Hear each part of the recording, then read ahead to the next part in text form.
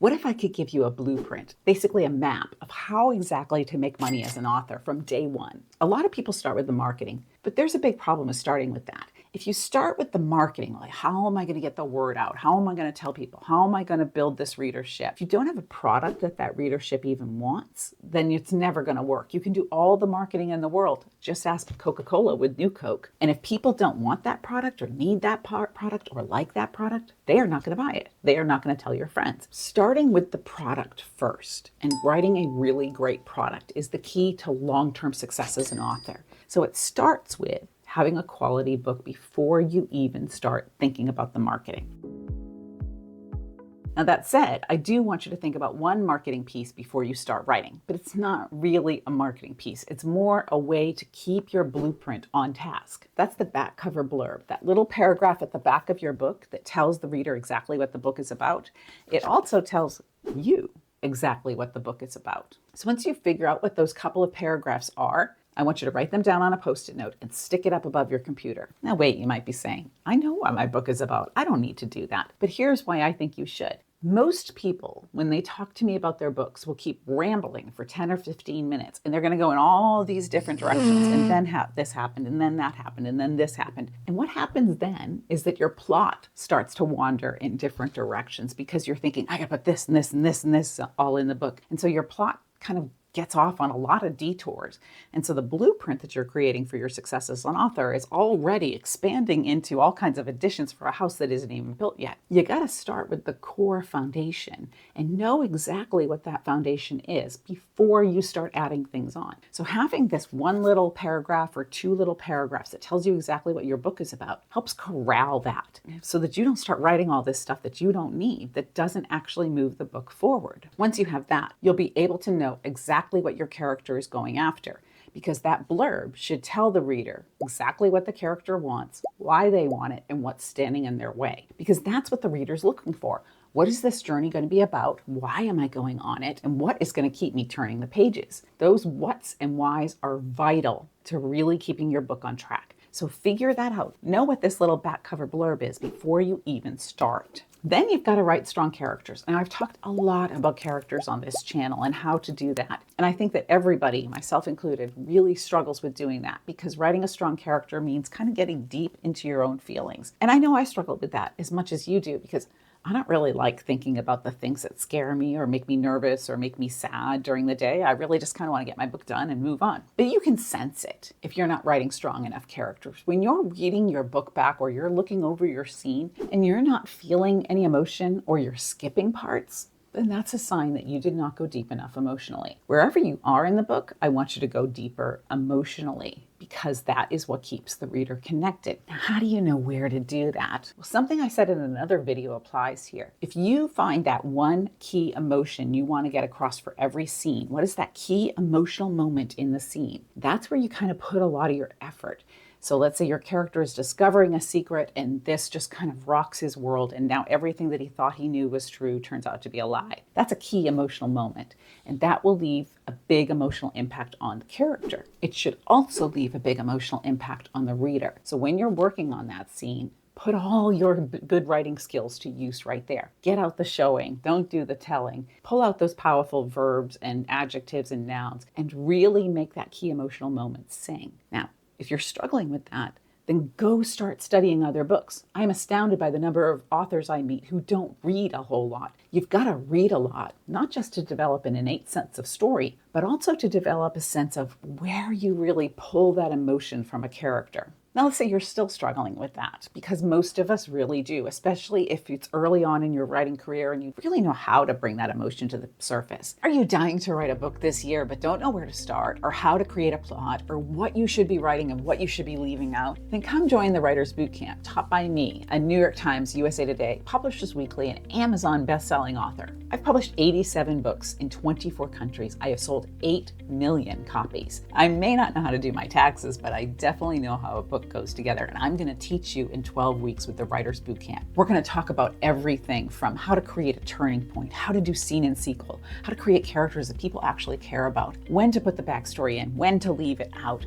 all of those components that seem so confusing and so overwhelming when you first sit down to write. I'm going to carry you from beginning to end, and at the same time, I'm going to be working on a book of my own, so I'm following along on this journey with you as well. You'll be able to ask questions. We'll have a special live that is only open to people in the class, and you will be able to access these lessons forever. When you start the next book or the next one and say, okay, let me review that information about how to do backstory. There will be handouts, there will be tons of videos that will not be seen on my channel. If you sign up now, you can get special pre-order pricing and use code YouTube for an extra 10% off. And let's write that book together. Invest in a good developmental editor.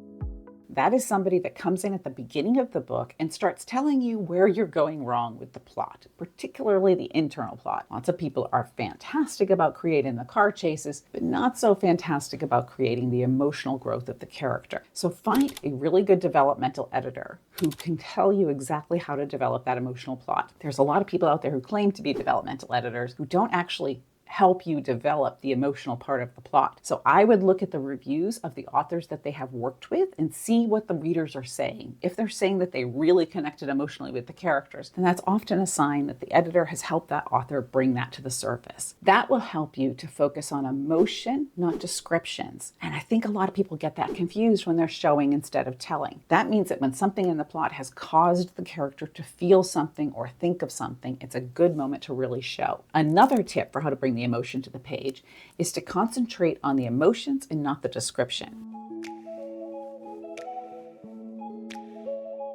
What I mean by that is that a lot of people, when they're showing, they really concentrate on how do I get across how pretty these trees are, or how amazing this room is, or how big that house is, when that really doesn't inspire emotion. Think about it. When was the last time you looked at an issue of Architectural Digest and thought, I felt so moved by that living room that I saw on page 33? It doesn't really happen. We don't generally get emotionally moved by inanimate objects. We do, however, get emotionally moved by the impact on the character of those inanimate objects. Meaning, if that bedroom inspires fear in your character, or if that bedroom makes your character remember the mother that they lost when they were 5, or if that tree gives your character a little added dose of confidence because that was what she climbed when she was 8 and got all the way to the top. That's what I mean.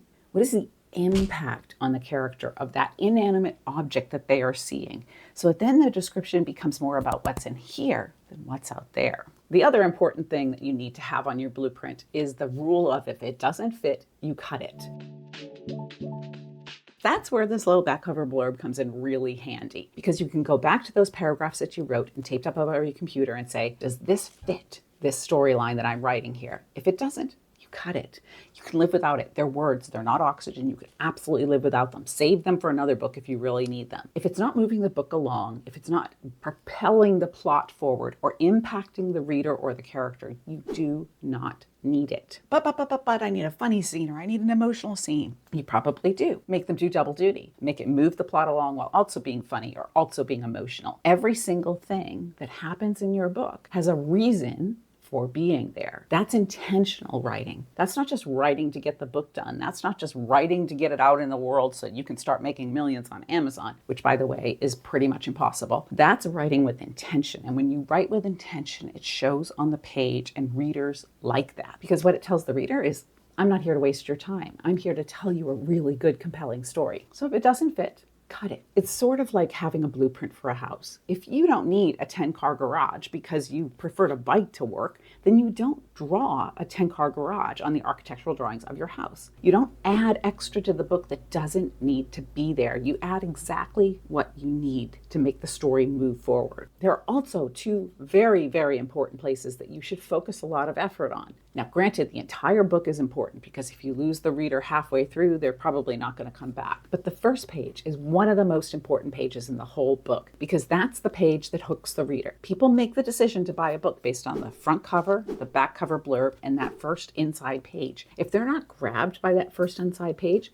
they're not going to read the rest. First page is the one that sells this current book, And the last page of your book is what sells your next book. If you get your reader to the last page of their book and they're like, oh, I wish I could spend more time with these characters, or oh, I wish I could find out about this character story, then they're going to buy the next book because they can't wait to visit with you and your characters again. Everything in between is just as vital because that's where the reader can put the book down at any time and never pick it up again. But I really want you to concentrate extra hard on the first and the last page. I will work on my first page right up until the minute I send the book into my editor. I will keep fiddling with and tweaking every word in that first couple of pages until I'm really satisfied with it. And just to show you how I do that, here's a before and after of a book. This is what I sold on proposal, and then this is what the finished first page ended up being.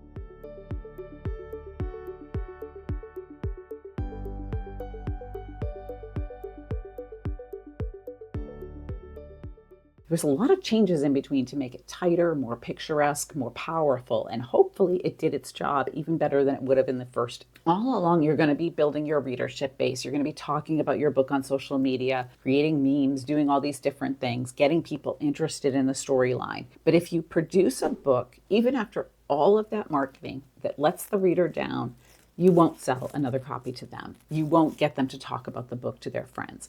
So start with the great product and make that the beginning of your blueprint. I firmly believe that starting with a good product is the key to selling for a long period of time and keeping your career going. Now, throughout the entire book process, I highly recommend building a social media presence because, like it or not, social media is a major part of selling a book nowadays. So creating a website, building a platform on whatever social media platform your readers are going to be following the most is super important. And yes, it is a lot to juggle, particularly if you have a full-time job and kids or somebody else that you're taking care of. It is a lot of work. I'm not going to lie and say, oh, it's so easy, write a great book and boom, it'll just magically appear in the hands of readers. You have to do both. So start with a good story idea and good characters and create a good product at the same time you're building the website and the social media. And then invest in professional editors, professional cover designers, professional formatters. You really don't want the book to look like your cousin did it in their basement because that doesn't make the product have a quality look. People will not buy a book that they think does not have good quality. So the outside matters just as much as the inside. So invest in your career. If you want a long-term career, invest the time in writing a great book, invest the money in hiring professional editors and cover designers, and invest the time in building your social media presence. That is the key to being successful for a long time.